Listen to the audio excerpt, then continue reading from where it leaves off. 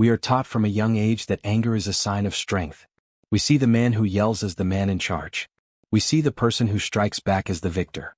But ask yourself this: is a man truly powerful if he can be controlled by a single word from a stranger? If a minor insult can set your blood on fire and cloud your judgment, you are not a leader. You are a slave to whoever knows how to push your buttons. Tonight, we look at the silence of the mountain, and why the strongest warriors are often the ones who refuse to burn. We live in an age of instant reaction. We seek validation from screens and feel a sting of resentment when we don't receive it. Our discipline is thin and our emotional skin is even thinner. When someone cuts us off in traffic or disrespects our name, our ego screams for justice. We mistake our temper for standing our ground. In reality, we are just leaking energy, throwing our peace into a fire that we started ourselves. We have become a society of reactive souls, drifting wherever the winds of our impulses blow us. 2,000 years ago, the Roman Emperor Marcus Aurelius sat in a war tent and wrote these words: "How much more grievous are the consequences of anger than the causes of it." The Stoics didn't view anger as a natural release. They viewed it as a temporary madness. Seneca the Younger described anger as a desire to repay suffering. But the Stoic understands a fundamental truth: to be angry at someone is to acknowledge that they have the power to hurt you. Epictetus, the slave-turned-teacher, put it simply: "No man is free who is not master of himself." To a Stoic, losing your temper isn't a show of force, it's a confession of weakness. Why do we get angry? Stoic psychology tells us that anger is not a reflex, it is a judgment.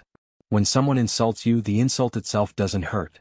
It is your opinion that you have been harmed that causes the pain. You are telling yourself a story: this shouldn't be happening, or they shouldn't treat me this way. But the universe doesn't care about your shoulds. Anger is the result of a clash between your expectations and reality. The Stoic avoids anger because they accept reality as it is, not as they wish it to be.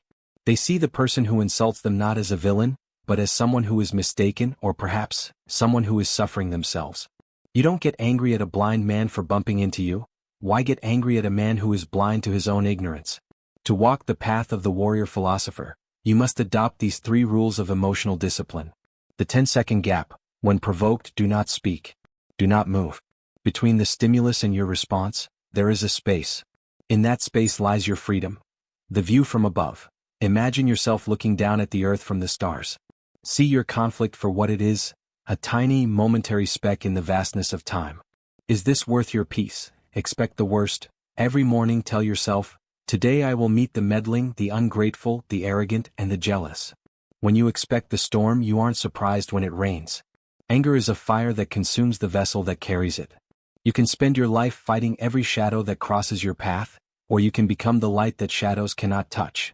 The next time someone tries to provoke you, remember: silence is often the most devastating answer. Your peace is your most valuable possession. Do not give it away for free. If you seek to master your mind and build a life of discipline, join us. Subscribe to Warrior Philosophy, and let us walk the path of the ancients together. Stay strong. Stay silent. Stay free.